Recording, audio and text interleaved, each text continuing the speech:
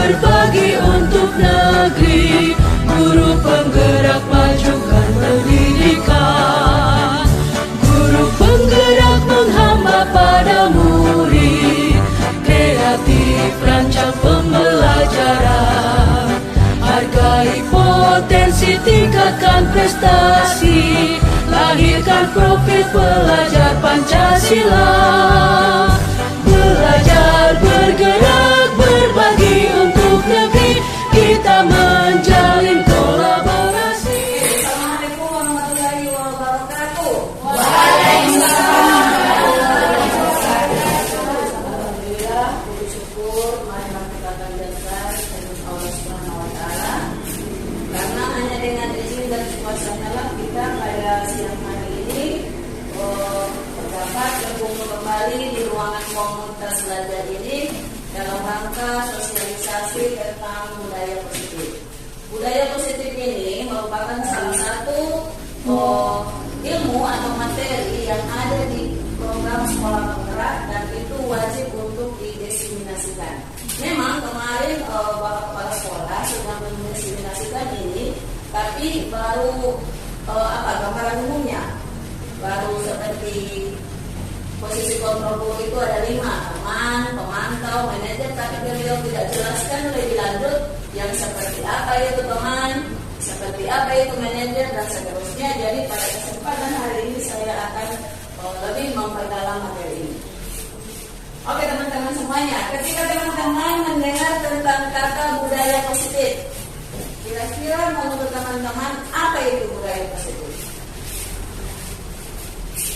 Yang bisa silakan kita santai-santai saja. Karakter positif, oke bagus. Menurut Ibu Yana, budaya positif itu adalah karakter yang positif. Yang lain? Ibu Nisa? Perilaku positif. Oke, perilaku positif, karakter positif, perilaku positif. Yang lain? Pokoknya yang positif-positif itu ya. Oke, kebiasaan positif. Oke, boleh. Sekarang kita lihat. Budaya positif itu adalah suatu kebiasaan yang bernilai positif. Di dalamnya mengandung sejumlah kegiatan yang mampu menumbuhkan karakter murid. Jadi kebiasaan, dibiasakan. Kemudian ada kegiatan yang bisa menumbuhkan karakter. Tentunya karakter yang baik seperti mandirinya, religiusnya dan seterusnya. Itu yang dinamakan dengan budaya positif. Oke, sekarang kita jam dulu ya. Kita duduk berpasangan dua orang. Nah, dua orang, Ibu Lista dengan Ibu Nikma, Ibu Duyulan dengan Nem, kemudian Pak Pati dengan Ibu Luki dan ini berdua. Oke, aturannya seperti ini, ya teman-teman. Yang satu orang sebagai si A, satu orang sebagai si B. Nah, si A ini tugasnya adalah mengepalkan tangannya, ya. Dia menjaga sesuatu yang berharga. Ada sesuatu yang berharga di dalam tangannya ini. Dia pegang kuat-kuat. Nah, tugas si B adalah mencoba untuk membujuk si A ini bagaimanapun caranya supaya si A ini bisa membuka tangannya. Terserah mau diancam boleh, mau diintimidasi, mau pakai cara apapun, dibujuk-bujuk, dirayu-rayu sampai si apa ini, si B. Nah, sampai si B ini membuka tangannya. Oke, mulai. Silakan. Ayo, Ibu Rena dengan Ibu Rusa. Ya, silakan. 1 menit, ayo. Ibu Tadi mendekat dengan Ibu. Dipegang alat-alat apa yang menjadi. Anggap saja di dalam tangan ini ada sesuatu yang berharga. Hanya satu orang yang memegang. Si A.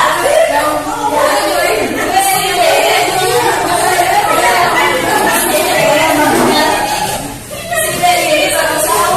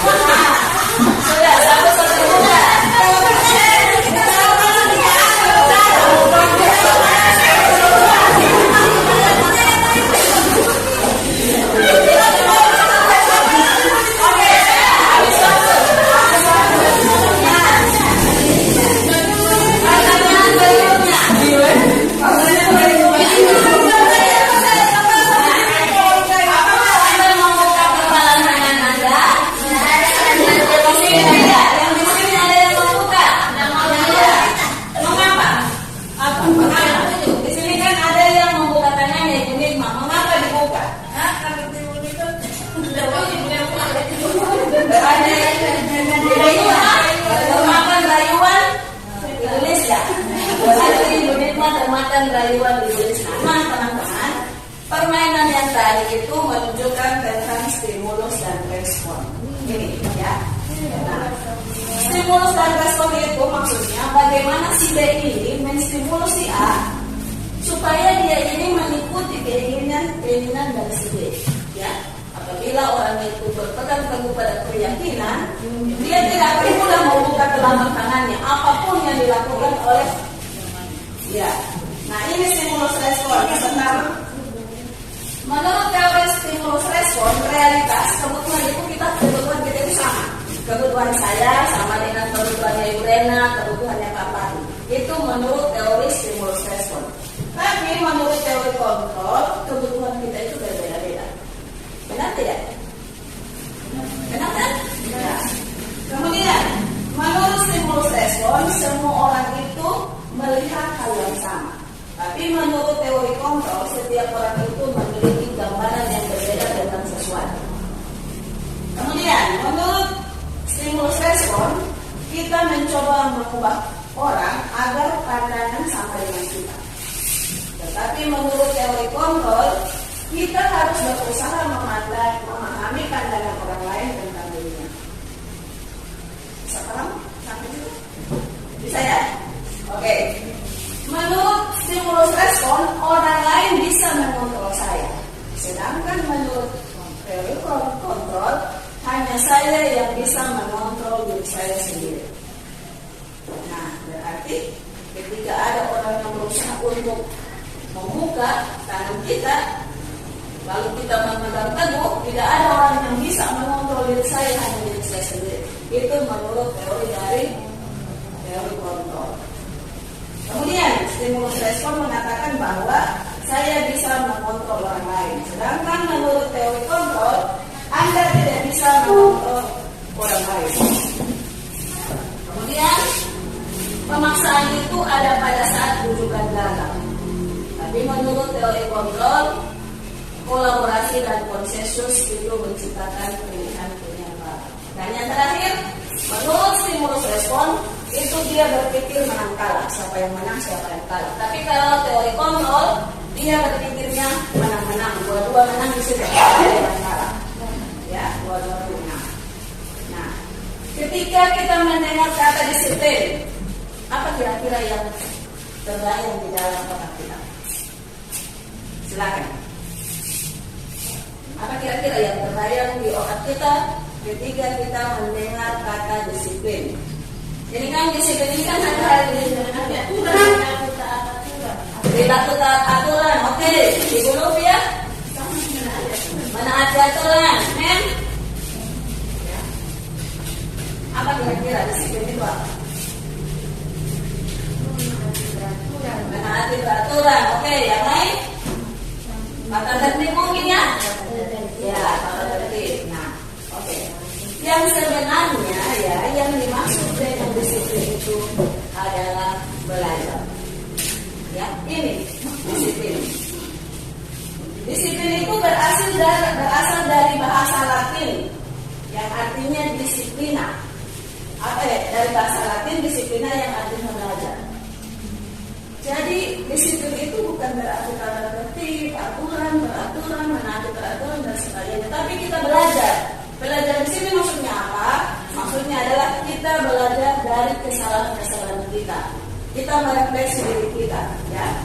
Kemudian kata disiplin juga berasal dari kata yang sama, yaitu disiplin atau murid atau pengikut. Jadi untuk menjadi seorang murid, seseorang harus paham betul alasan mengapa mereka mengikuti suatu aliran atau ajaran tertentu. Ya, selama ini kan kita tahu bahwa yang namanya disiplin itu harus datang pagi jam 7 sebelum jam 7, harus pulang jam 15. Padahal tidak seperti itu. Oke, kita tinggalkan saja yang kemarin-kemarin. Mari kita buka paradigma berpikir kita tentang disiplin ini yang sebenarnya seperti apa. Dan ini 3 motivasi perilaku manusia. Yang pertama, untuk menghindari ketidaknyamanan. Ketika kita mau datang ke sekolah, rata-rata ini yang naik motor kan, kita harus pakai helm. Alasan kita pakai helm itu kira-kira untuk keselamatan. Oke. Kalau yang lain, supaya apa? Supaya polisi tidak mentilang. Ada yang begitu? Kecil. Oh iya. Kalau misalkan alasannya pakai helm itu supaya polisi tidak mendapat tilang, berarti motivasi ibu masih di sini, masih di nomor 1, untuk menghindari ketidaknyamanan atau hukuman. Ya, masih di sini. Nah, sama dengan seperti kita pagi-pagi sebelum jam 7 kita sudah harus ada di sekolah. Kalau alasan kita supaya tiket tidak mau dapat marah, berarti kita masih di mana motivasinya? Di sini kan? Di nomor 1. Tapi kalau misalkan kita mau cepat-cepatan supaya tipa mau kasih nilai gagal di kinerja, gagal di kinerja, berarti kita punya motivasi di nomor 2. Di nomor 2. Masih di nomor 2 sini. Tapi ketika kita bilang kita mau pilih sekolah, tidak boleh terlambat. Kenapa? Karena kita harus seperti itu. Kita benar-benar yakin, kita menghargai diri kita sendiri. Kita punya nilai-nilai yang ada di dalam diri kita sendiri yang kita percayai. Bukan karena mengharapkan imbalan, bukan karena mengharapkan hukuman, pujian dan sebagainya. Berarti posisi kita sudah ada di nomor 3. Dan ini yang harus kita coba terapkan bagi anak-anak itu. Bagaimana supaya anak-anak itu ketika melakukan sesuatu itu bukan karena mau dapat hadiah, bukan karena mau suka juara 1, bukan karena ibu mau marah atau ibu marah, tapi dia benar-benar sadar. Ada kesadaran yang tumbuh dari dalam dirinya, ada nilai-nilai yang dia yakini dan itu harus dilaksanakan. Dan itu motivasi yang berasal dari dalam atau yang biasa kita kenal dengan motivasi apa dulu? Intrinsik. Oke. Nah, tujuan dari disiplin positif. Apa kira-kira tujuannya? Ini tujuannya.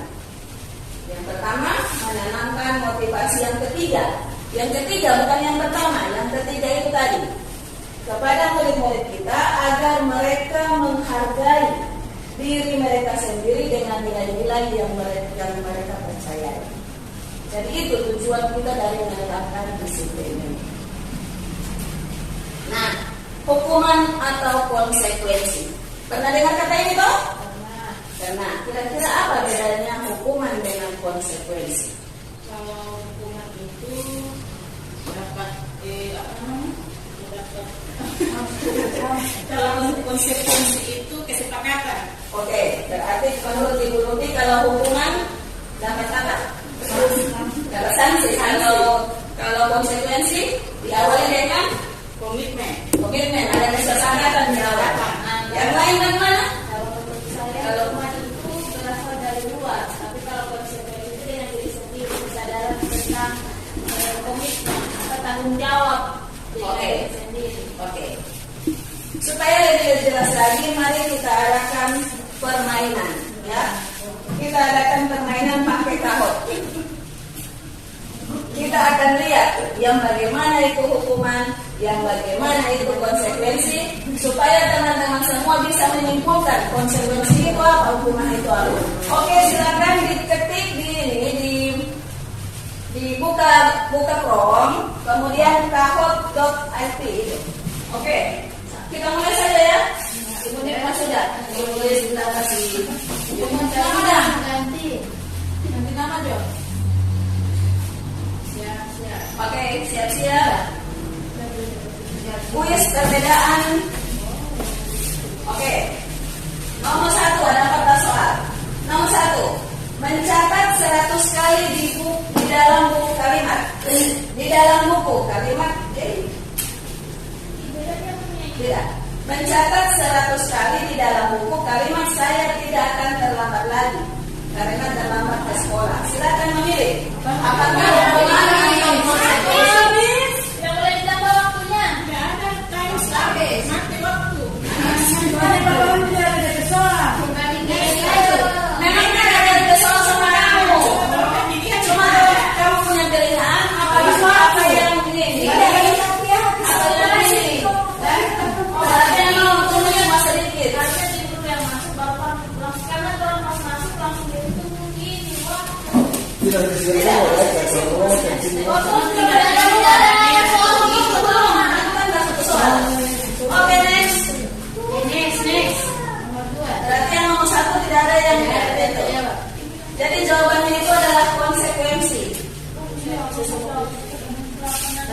Next.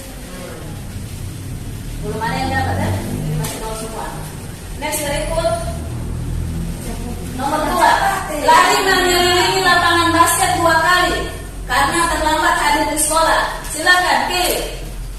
Hukuman atau konsekuensi. Kalau hukuman itu warna merah, konsekuensi warna biru. Periksa dari sini. Periksa dari situ. Ada 5 orang.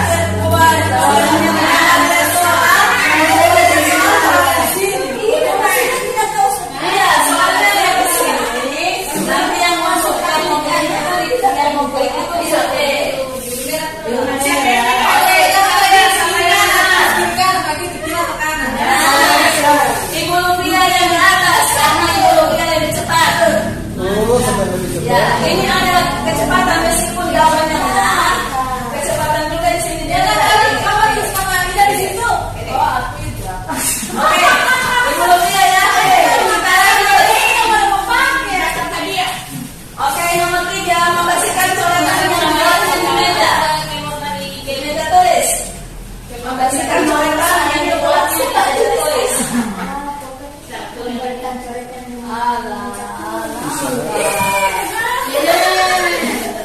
Oke, kita lihat siapa yang memimpin.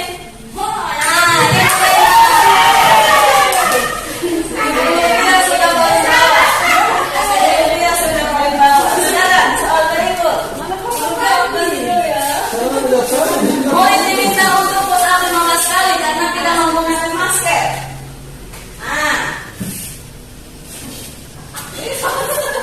Hukuman.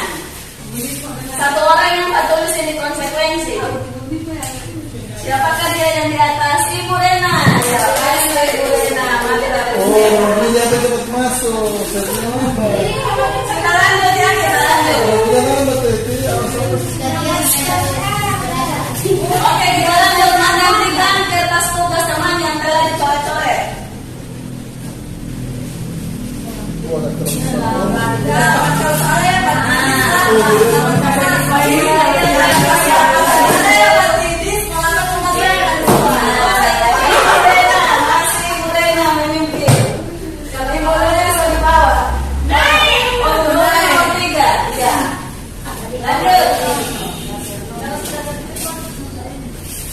Bertemu di lapangan basket pukul 12 siang karena mengobrol dengan teman.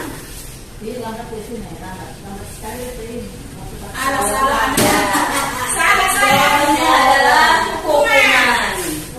Oke, kita lihat siapa yang benar. Siapa yang nomor 1? Masih tetap Ibu Lena. Luar biasa Ibu Lena ini. Karena dapat sponsor jaringan ya. Iya, teman-teman. Oke, lanjut. Nomor 7. Murid diminta bertelanjang kaki sepanjang hari karena tidak menggunakan sepatu warna hitam. Lambat sekali ya, dia supaya bapak beliau.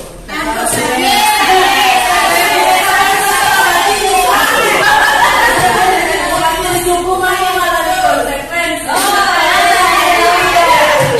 Ibu Lena kalau lagi dia punya waktu. Oke, kita lanjut. Saat ini, sorry. Lanjut, berdiri di depan kelas sambil mengangkat 1 kaki karena tidak bisa menjawab pertanyaan. Namanya? Ya, itu adalah Tuh, kita lihat siapa yang ya masih itu. Masih tidak.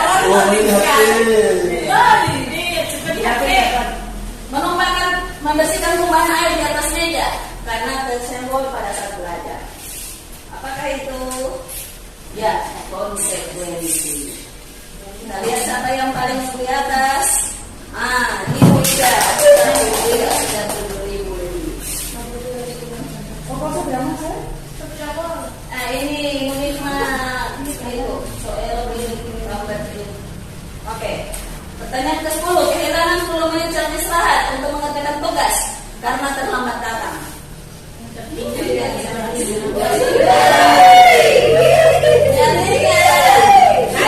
Konsekuensi. Oke, konsekuensi mantap. Yang tidak lagi yang memimpin. Ibu Lena tertinggal.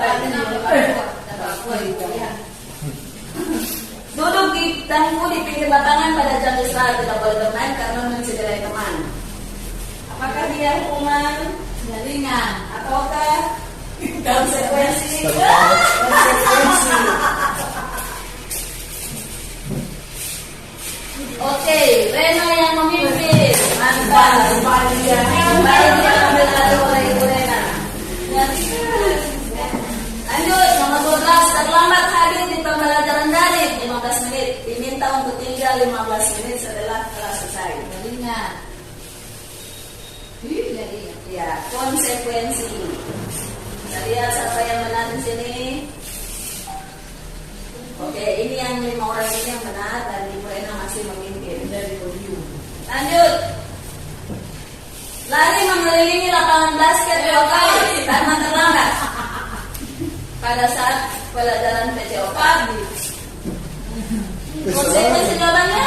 Konsekuensi. Ya, konsekuensi jawabannya. Bukan hukuman ya. Masih konsekuensi.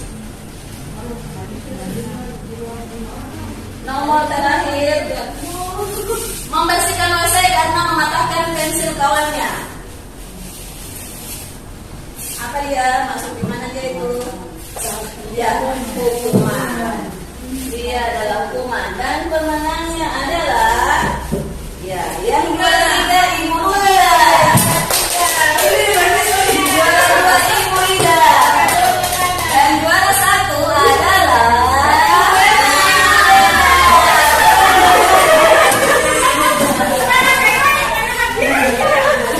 harganya nanti.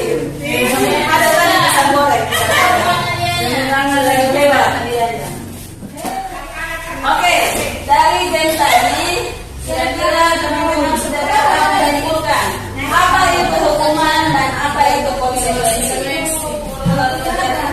Oke, siapa yang bisa menyimpulkan apa perbedaan hukuman dan konsekuensi? Ibu Rena dulu, karena Ibu Rena yang paling benar semua. Dia juara 1. Konsekuensi itu sesuatu yang diterima sesuai dengan kesalahan yang diperbuat. Oke, kalau hukuman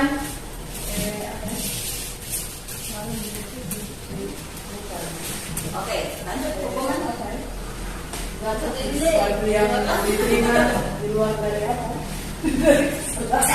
Oke, dengan saya yang jawab dari Ibu Rena ya.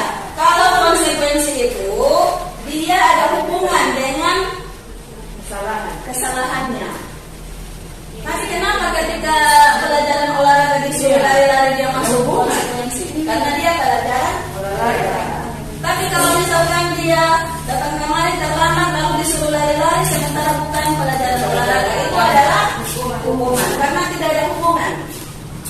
Nah, ketika ada anak yang mencoret-coret kertas temannya kemudian disuruh ganti, berarti itu adalah konsekuensi karena ada hubungan dengan.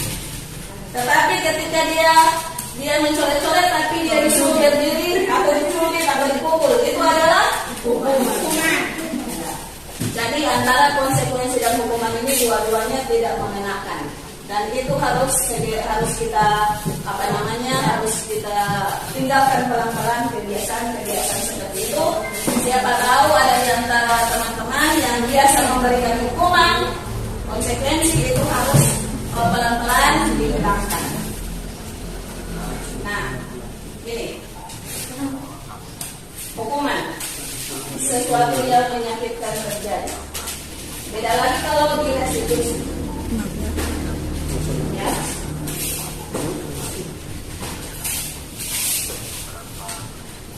Kalau di hukuman itu anak akan tersakiti, ya. Tapi kalau ketika kita memberikan konsekuensi itu, anak itu akan dibuat tidak nyaman. Betul dia tidak tersakiti, tapi dia tidak nyaman. Tapi kalau kita memberikan restitusi, maka anak itu akan mendapatkan penguatan. Jadi itulah pentingnya ketika ada anak yang melanggar peraturan, jangan beri dia hukuman, jangan beri dia konsekuensi, tapi berikan dia restitusi. Yang seperti apa restitusi itu nanti akan kita bahas lebih lanjut. Sampai di sini, ada yang mau ditanyakan? Paham ya? Boleh ya? Oke. Kita lanjut.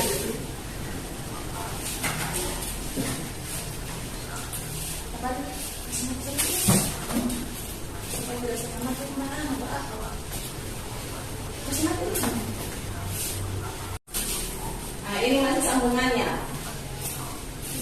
Kalau hukuman itu murid atau anak belajar menyembunyikan kesalahan. Kemudian kalau konsekuensi, anak itu akan belajar taat peraturan. Tapi kalau direstitusi, anak itu akan belajar bagaimana cara memecahkan masalahnya dan seterusnya. Ya, ini adalah perbedaan antara hukuman, konsekuensi dan restitusi. Efek yang akan terjadi pada anak seperti ini. Oke, sekarang keyakinan kelas. Pernah dengar kata keyakinan kelas? Pernah dengar? Mungkin ini adalah sesuatu hal yang baru. Tapi kalau teman-teman pernah belajar di disiplin positif di PMM, pasti ada itu dia membahas tentang keyakinan kelas. Ya, ya, hampir sama dengan kesepakatan kelas. Nah, ini makna dari keyakinan kelas. Jadi, keyakinan kelas itu adalah salah satu disiplin positif yang bisa kita terapkan dalam membangun budaya positif di sekolah. Ketika kita mau menerapkan budaya positif di sekolah, kita awali dulu dengan membuat keyakinan kelas. Dan keyakinan kelas ini bukan hanya guru wali kelas saja yang membuat, guru mata juga bisa membuat keyakinan kelasnya sendiri. Nah, pertanyaannya, mengapa harus keyakinan kelas? Mengapa bukan peraturan kelas? Ada yang bisa? Mengapa kita harus keyakinan? Keyakinan itu harus disepakati oleh semua, baik siswa, guru, kalau peraturan itu peraturan yang dibuat oleh. Oke, mantap. Menurut Ibu Lisda, kalau keyakinan kelas itu disepakati oleh seluruh warga kelas, tapi kalau peraturan itu hanya dibuat oleh guru tanpa ada kesepakatan. Yang lain bagaimana? Kalau keyakinan kelas itu harus dibuat dulu kesepakatan, baru buat peraturan di dalam kelas. Disepakati dulu toh, baru ada peraturan. Oke, disepakati dulu baru ada peraturan. Terbit peraturan di kelas. Berarti ada kesepakatan dulu baru ada peraturan. Itu menurut Ibu Lupi. Tapi di sini pertanyaannya, mengapa keyakinan kelas, mengapa bukan peraturan kelas?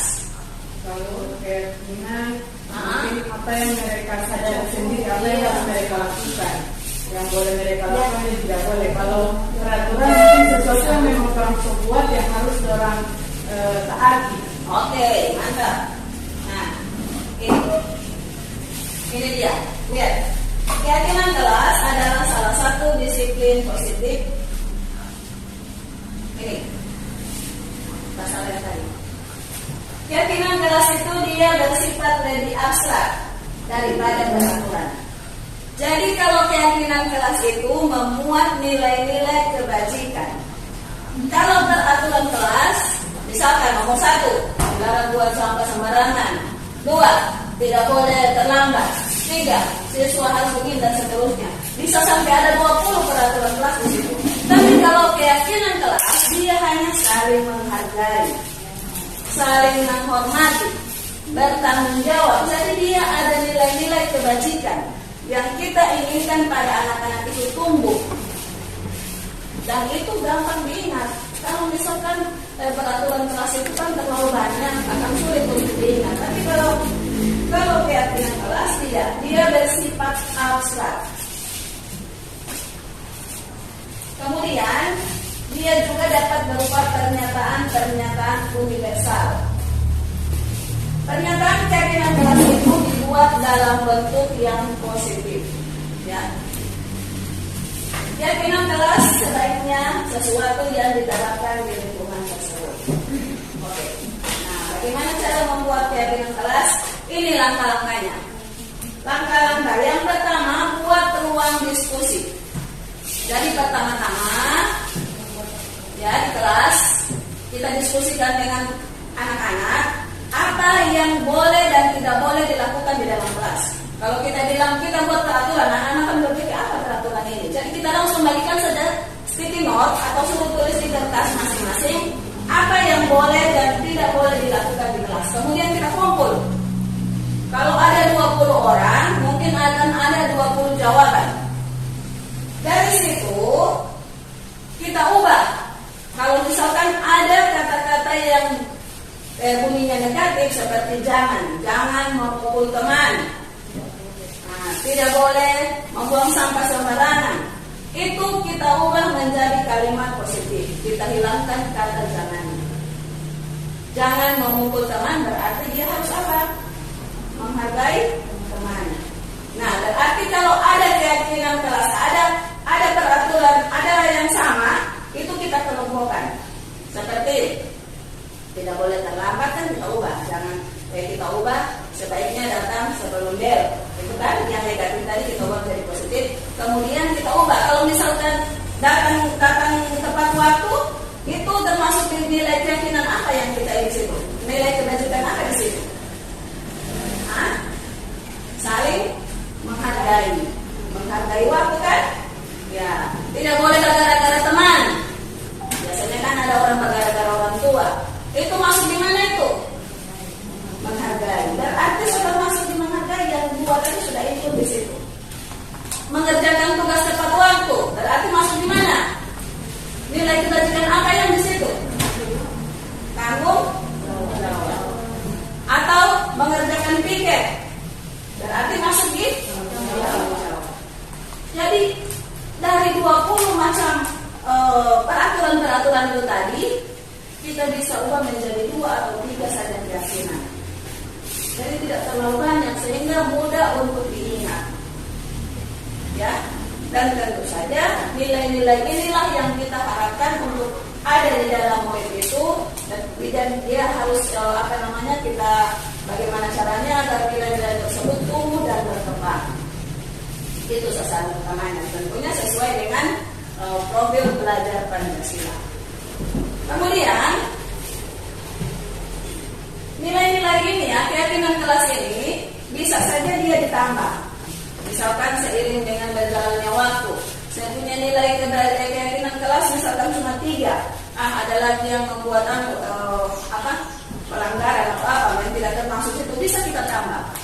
Jadi bisa selalu sifatnya fleksibel ya, tidak harus untuk tidak bisa ditambah-tambah. Jadi keyakinan kelas ini dia bisa diistilahkan dari murid untuk murid. Mereka yang buat kan, dari mereka kan peraturannya itu.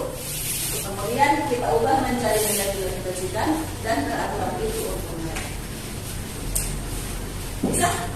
Sampai di sini ada yang mau ditanyakan? Ada kira-kira? Maksudnya cara membuat keyakinan kelas itu bisa dipahami bagaimana urutannya? Pak Pardi, bagaimana urutannya Pak Pardi? Yang pertama apa dulu? Membuat keyakinan kelas yang pertama apa dulu? Buat ruang diskusi. Kemudian berikutnya catat hal-hal yang disampaikan oleh murid. Kemudian mengubah kalimat yang negatif menjadi positif. Kemudian mengelompokkan peraturan yang sama, lalu mengubah menjadi satu nilai kebajikan, satu keyakinan. Dan keyakinan kelas itu nanti ditempel di kelas, lalu ditandatangani oleh semua anggota kelas termasuk dengan gurunya. Ya. Oke, lanjut. Ini 5 kebutuhan dasar manusia. Ini. Ada 5 kebutuhan dasar manusia. Yang pertama, bertahan hidup. Ketika ada anak, pada saat mau pelajaran pertama, dia hanya makan, kita tidak bisa langsung marah-marah. Mau ngayoboti, cuma makan, jangan dulu makan, tidak bisa. Kita harus tanya dulu, bisa saja dia orang tuanya tidak masak dari rumah, tidak sarapan dia dari rumah, sehingga sampai di sekolah dia lapar, otomatis dia memenuhi kebutuhan ini bertahan hidupnya. Yang termasuk di kebutuhan bertahan hidup itu makanan, pakaian, kemudian kesehatan, itu masuk di situ. Kemudian ketika di sekolah di kelas ada ada anak yang cuma suka colek-colek di taman pada saat pembelajaran. Kita juga tidak bisa boleh langsung marah. Karena biasanya itu dia ada yang ingin dia penuhi, ada kebutuhannya yang dia tidak terpenuhi di rumah. Kira-kira apa kebutuhan itu? Ya, dia meminta perhatian, dia meminta kasih sayang dari guru, supaya guru memperhatikan dia. Dia mau colek-colek gitu dekat taman di sebelah. Sama yang Padel itu, dia mau colek dari taman supaya guru mau perhatikan dia. Jadi setiap anak itu ketika mereka berperilaku itu ada tujuannya masing-masing. Ketika mereka membuat satu kesalahan itu, melanggar peraturan dan sebagainya, ada alasannya. Dan 5 alasan itu adalah ini untuk memenuhi kebutuhan hidupnya. Ada kebutuhan yang tidak terpenuhi di situ. Kemudian kebebasan. Kalau misalkan dia bosan dalam kelas dari pagi sampai jam berapa dia cuma menulis terus, aku tidak ada ini data ini kasih bagi di luar. Dan kamar dia, berarti dia memenuhi kebebasannya. Lanjut. Begitu juga dengan kesenangan dan penguasaan. Kalau penguasaan asik, kita semua bikin party, budaya itu, sedia ke sana. Nah itu termasuk di penguasaan. Ya, ada kebutuhan yang ingin dia penuhi. Oke. Sebelum kita masuk di sini kita games lagi ya. Boleh? Sebelum masuk di posisi kontrol, kita games dulu.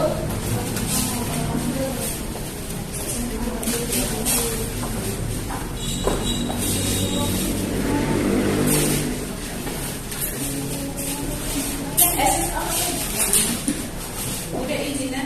Oke.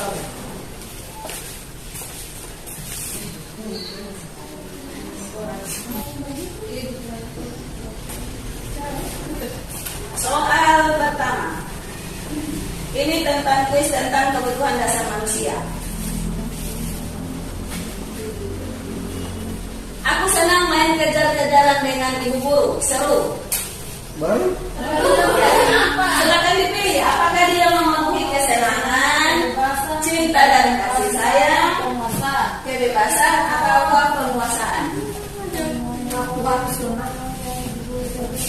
Ya, harus cepat. Apa ini loh? Ibunya pakai di situ. Apa ini? Tulis dari awal. Oke, kita lanjut. Ini adalah pertanyaan. Ibu kejar aku karena aku sayang ibu.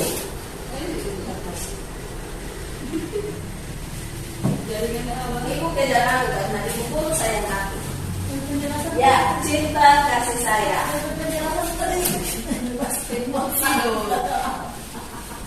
Siapa yang pertama di Indonesia? Mantap. Oke, kita lanjut.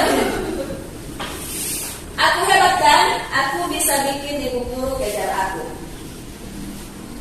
Kira-kira dia memenuhi apa?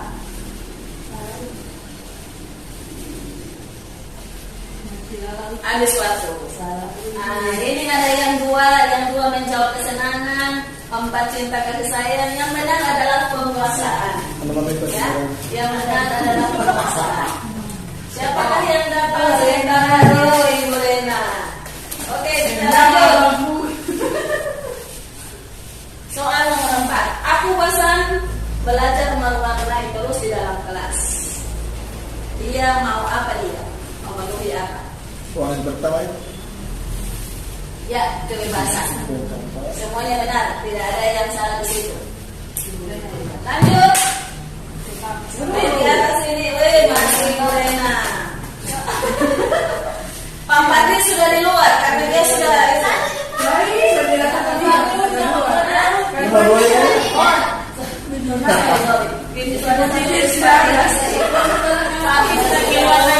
Oke, lanjut. Ibu guru bilang saat aku mengerjakan tugas katanya kelas harus senang, tidak ada suara. Kan nggak seru jadinya. Berarti apa itu?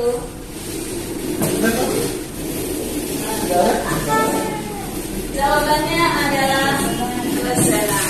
4 orang yang benar, 2 orang yang jawab kebebasan itu salah, dan perkosaan ada 4 orang salah.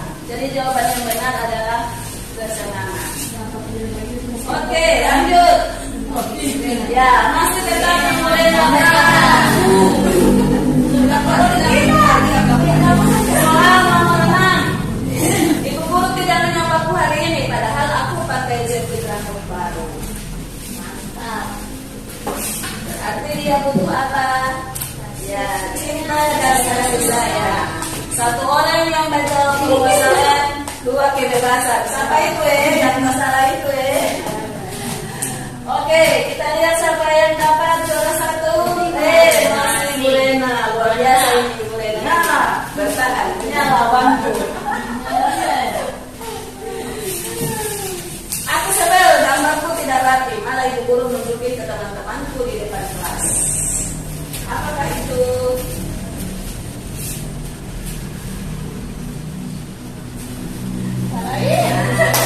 Yang benar adalah perkuasaan. 1 orang cinta dan kasih sayang, yang lainnya kebebasan.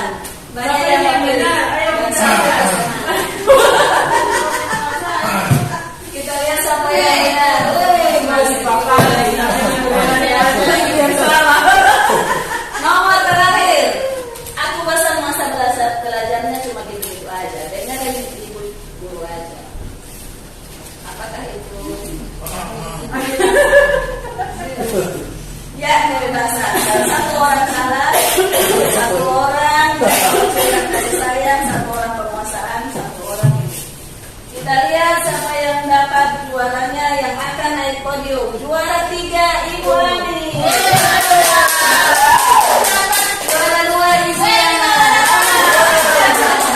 Dan juara 1 Ibu Lena.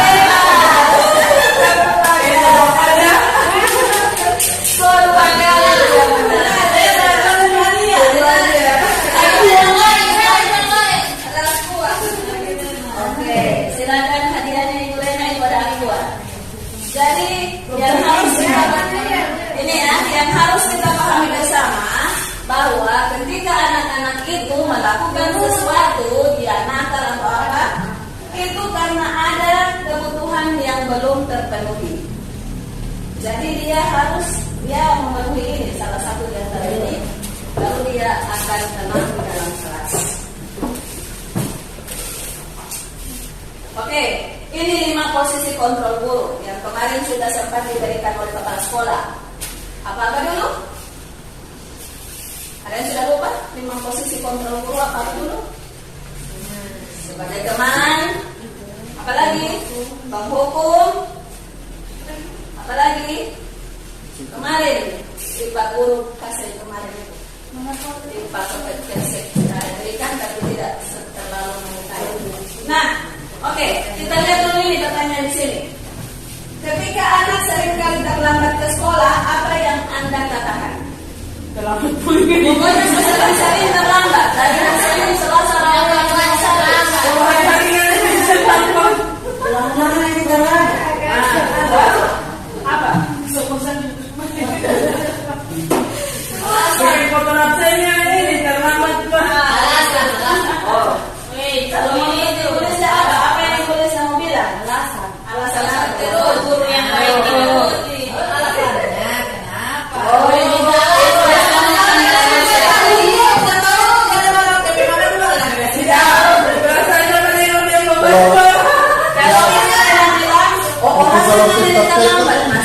seperti itu. Tapi ada yang bilang, terlambat. Oh, ini ada yang begitu? Tidak ada. Ya tidak bisa. Dari di lapangan. Tidak ada yang putar-putar lapangan.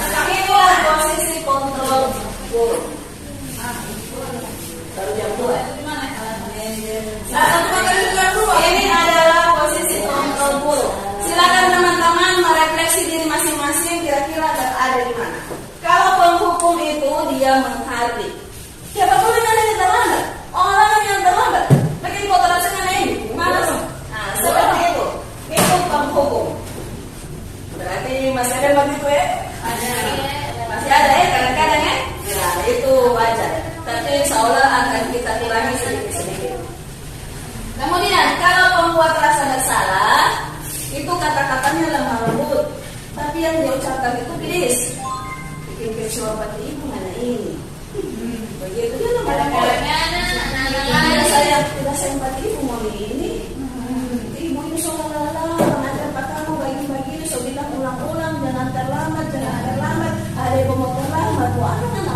begitu.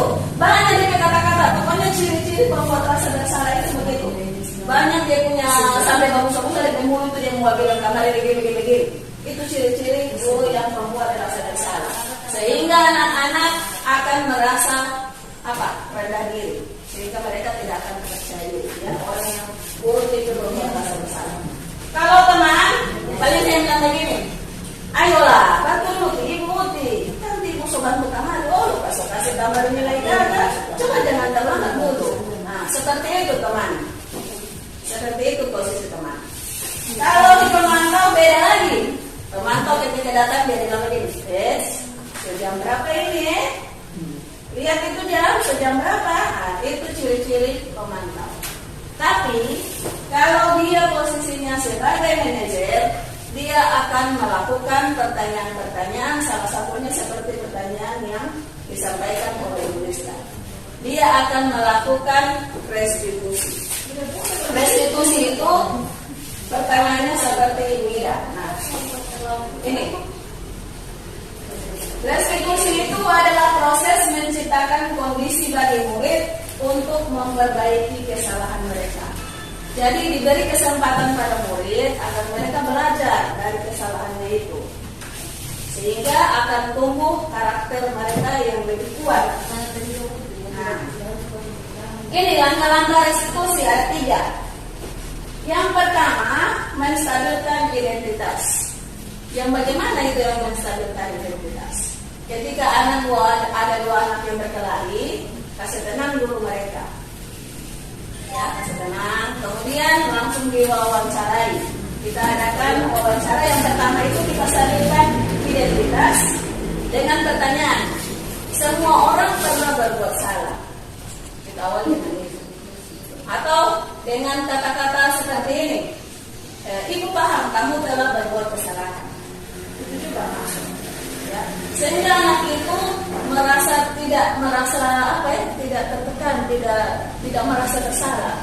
Kalau kita tidak stabilkan identitasnya, langsung kita ingat tahu ini begini. Maka mereka itu akan merasa bersalah dan mereka tidak akan menyadari apa yang menjadi kesalahan mereka itu.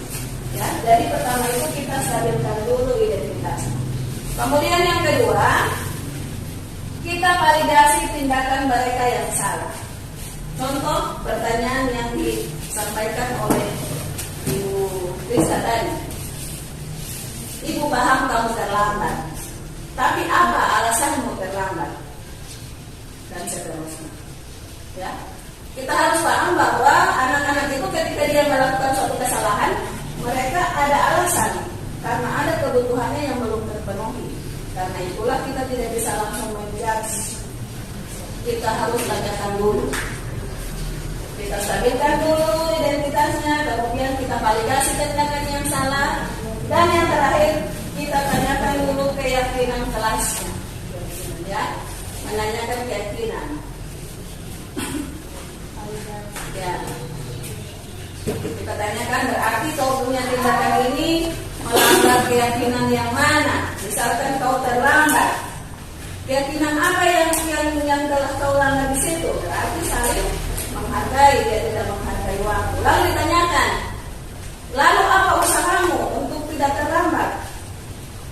Pokoknya kita gali terus pertanyaan-pertanyaan itu, kita gali terus informasi dari dia, kita arahkan supaya dia bisa menciptakan solusi sendiri atas kesalahannya ini.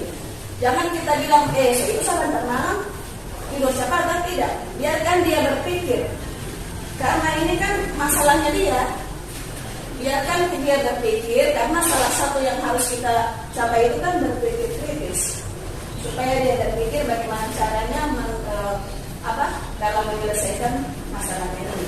Mungkin dia akan bilang, oh iya kalau begitu ibu saya semua tidur cepat sebentar malam. Itu harus ditanya, mulai kapan? Mulai sebentar malam, seperti itu. Mungkin ini sudah pernah kita lakukan. Kalau misalkan ada yang melakukan melanggar tata tertib atau peraturan sekolah, mungkin ini sudah pernah kita lakukan, tapi kita baru tahu ilmunya sekarang. Jadi ini posisi kita sebagai manajer ini, ketika ada yang melakukan pelanggaran, kita panggil, kita undang dia untuk diadakan konstitusi.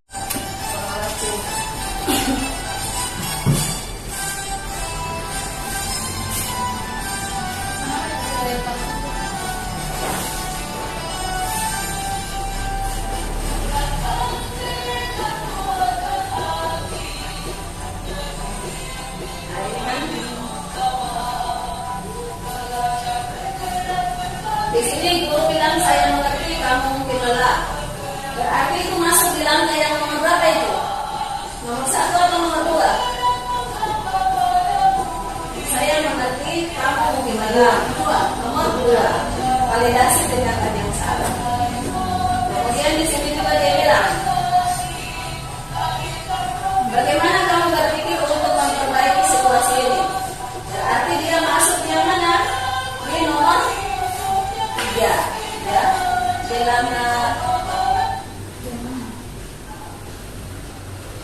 Di langkah nomor 3.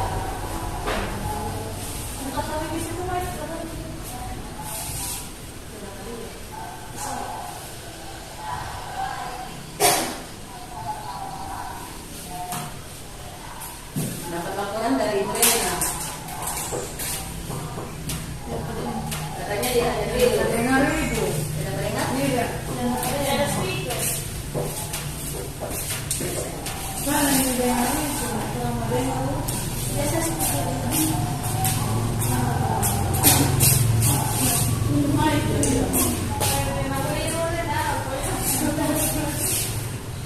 Oke. Baterai. Boleh.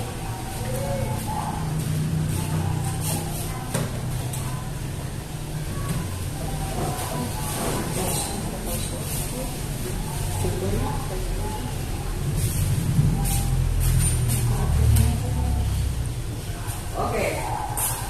Speakernya tidak ada. Jadi intinya ya ini adik ini ya, dia pada saat jam kedua dia hanya tidur dan dia tidak mengerjakan tugas, dia hanya tidur. Kemudian guru ini menanyakan di awal itu sesuai dengan percakapannya itu. Nah, ini saya mendapat laporan bahwa kamu hanya tidur saat pelajaran agama dan tidak mengajarkan tugas. Apakah ada alasan khusus? Jadi dia tanya dulu kan? Dia tidak langsung kenapa? Dia tanya dulu alasannya. Ya, kemudian dia menjawab, saya merasa lelah dan akhirnya tertidur. Kemudian dia berkata terus, kamu merasa lelah kenapa? Alasanmu sampai kamu merasa lelah. Akhirnya dia bilang pada saat jam pertama kan olahraga. Jadi dia merasa lelah, kemudian dia setelah itu dia makan, dia kekenyangan, sehingga begitu dia masuk kelas dia tertidur. Nah, jadi kan kita tahu, kemudian dikembalikan lagi, saya mengerti, berarti guru itu tidak menyalahkan. Dia bilang dia mengerti bahwa kamu mungkin lelah, tapi penting untuk menyelesaikan tugas tepat waktu. Apa yang kamu pikirkan tentang ini? Jadi dia kembalikan sama ini murid. Bagaimana solusinya dia untuk memecahkan masalahnya sendiri? Bukan guru yang bilang, kau harus begini, lain kali tidak boleh begini, tidak boleh itu, seolah-olah kita serba tahu di situ. Biarkan dia memecahkan masalahnya sendiri. Tanya sama dia, apa yang harus kau lakukan? Akhirnya dia bilang, saya tahu, saya seharusnya mengerjakan tugas itu, saya minta maaf. Nah, bagaimana kau berpikir bisa memperbaiki situasi ini? Ini masuk pertanyaan yang ketiga, ya. Masuk di menanyakan identitas itu, menanyakan keyakinan. Kemudian dia jawab, saya insya Allah akan menyelesaikan tugas itu dan akan menentukannya besok. Berarti harus ditanya kapan, gitu juga ya. Oke, kita lanjut, insya Allah tidak lama lagi. Nah, ketika kita memberikan kepercayaan ya kepada anak-anak itu, mereka akan merasa dihargai. Dan saya yakin mereka akan memegang teguh kepercayaan itu. Mereka akan melaksanakan. Tapi kalau misalnya kita langsung menjas, kau tidak boleh begini, kau harus begini, mereka merasa seolah-olah ibu ini sok tahu sekali, jadi tahu kita bermasalah apa. Tapi kalau ketika mereka berbuat kesalahan, kalau kita tanyakan kepada mereka seperti apa solusinya, maka mereka akan berusaha untuk melaksanakan apa yang menjadi solusinya itu, dan mereka seolah-olah dihargai. Berarti ibu ini percaya sama kita. Kalau mereka merasa dihargai, maka mereka akan berusaha untuk menghargai kita juga. Seperti itu kira-kira restitusi. Ada yang mau ditanyakan? Tidak ada yang mau tanyakan? Oke, games yang terakhir ya. Games yang terakhir masih di kahot. Tentang yang terakhir ini tentang apa ya?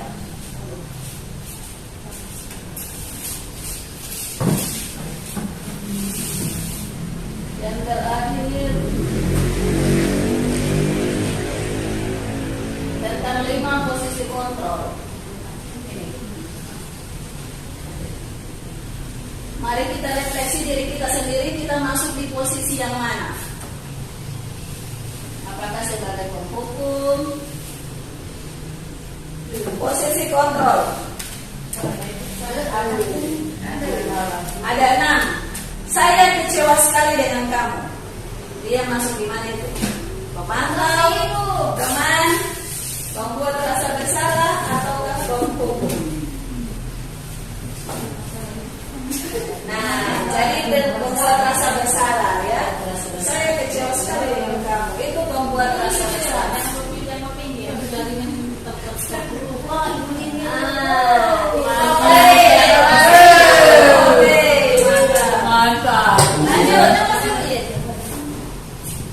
Patuhi aturan saya atau awas. Nah, masuk di mana dia? Ini jaringan. Patuhi aturan saya, ya penghukum. 2 yang cara ini pemantau. Siapa ini yang tulis pemantau? Bukan pemantau itu ya, tapi dia adalah penghukum. Ya, masih tetap Pak Sukardi. Ibu Rena sudah mulai bergeser. Sudah naik kamar tidak? Sudah naik. Ya sudah, kali ini tidak apa-apa. Nanti ibu bantu bereskan. Kira-kira posisinya seperti apa? Ya sudah, tidak apa. Nanti bereskan. Nah, jawabannya adalah teman. Ya, dia sebagai teman. Dia sebagai temannya. Hai, menyala. Oke, lanjut. Pertanyaan keempat. Kamu tahu konsekuensi apa yang akan kamu terima? Salah saya. Nah, dia pemantau. Oke, lanjut. Masih Bu Rena, yang terakhir, yang kelima. Ayo kerjakan tugasnya. Kalau tidak, nanti ibu akan dimarahi oleh kepala sekolah. Kira-kira apa itu? Posisi dia sebagai apa?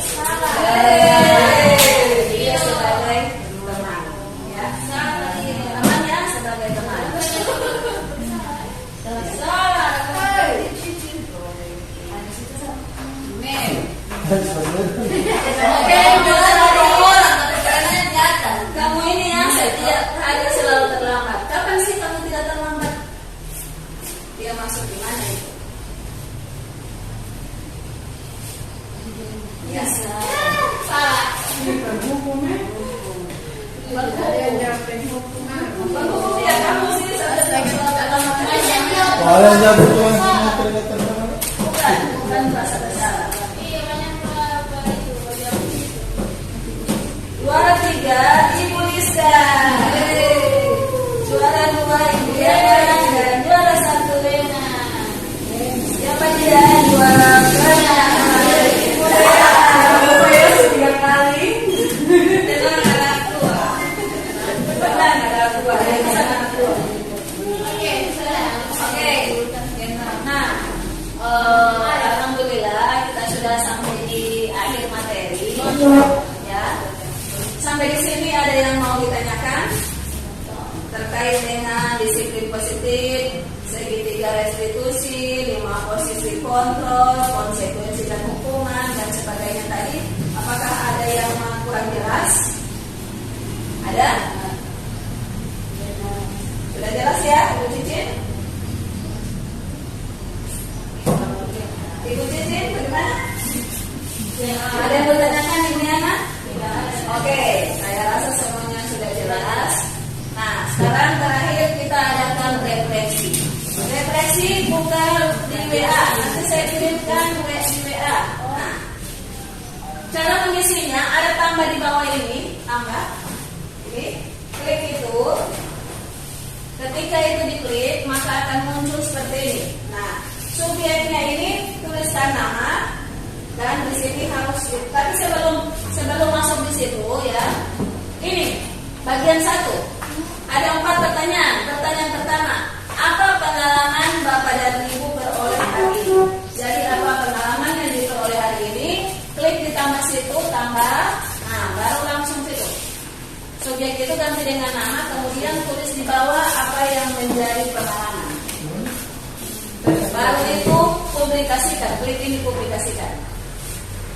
Nomor 1 dulu, apa pengalaman Bapak Ibu yang Bapak Ibu beroleh hari ini?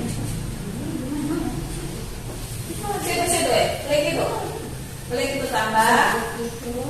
Subjek itu nama, baru apa pengalaman setelah ditulis, baru langsung publikasikan. Akan muncul di sini dia. Jadi ketika melakukan suatu pekerjaan, selesai melakukan suatu pekerjaan, sebaiknya kita melakukan refleksi. Begitu juga di kelas, karena dengan refleksi kita bisa mengevaluasi diri kita sendiri, apa yang menjadi kekurangan dan kelebihan, sehingga apa yang menjadi kekurangan itu bisa kita perbaiki di masa yang akan datang. Oke, silakan nomor 1, apa yang menjadi pengalaman. Kalau sudah selesai nomor 1, tambah yang di nomor 2 ini diklik, bagaimana perasaan.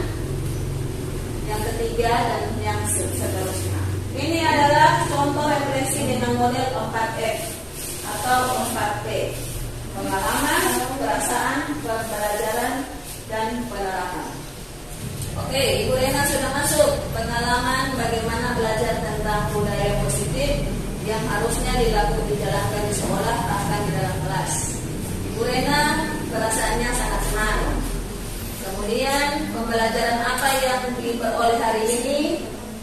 Nah, Pak Supardi mengatakan bahwa pengalaman saya dapat mengetahui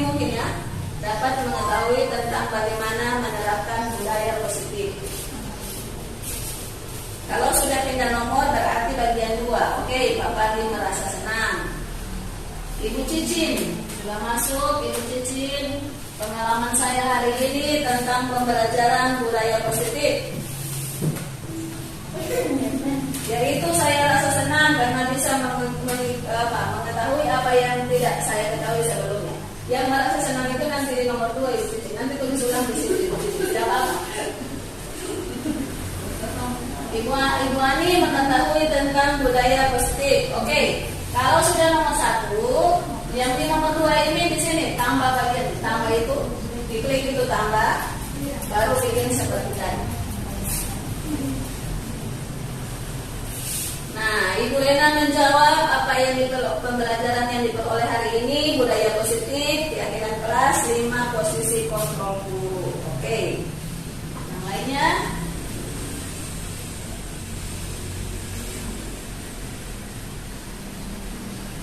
Rata-rata ini merasa senang ya. Alhamdulillah, mudah-mudahan benar-benar senang.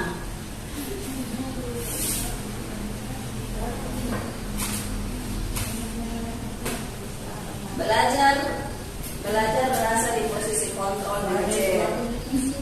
Oke. Berarti kedepannya Ibu Rena akan belajar bagaimana agar supaya berada di posisi manajer. Ibu Nikma mengatakan pengalaman hari ini dapat menerapkan budaya positif. Oke. Terisi sudah tercover terlambat. Oke ya, teman-teman ya. Sambil menunggu yang lain.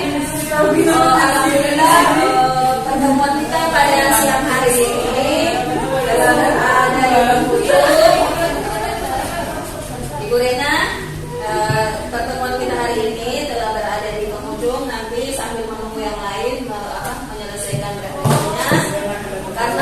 tidak ada lagi yang bertanya, ya, tidak ada lagi yang bertanya, maka saya sangat mengharapkan agar apa yang diperoleh hari ini bisa dapat diimplementasikan di kelas.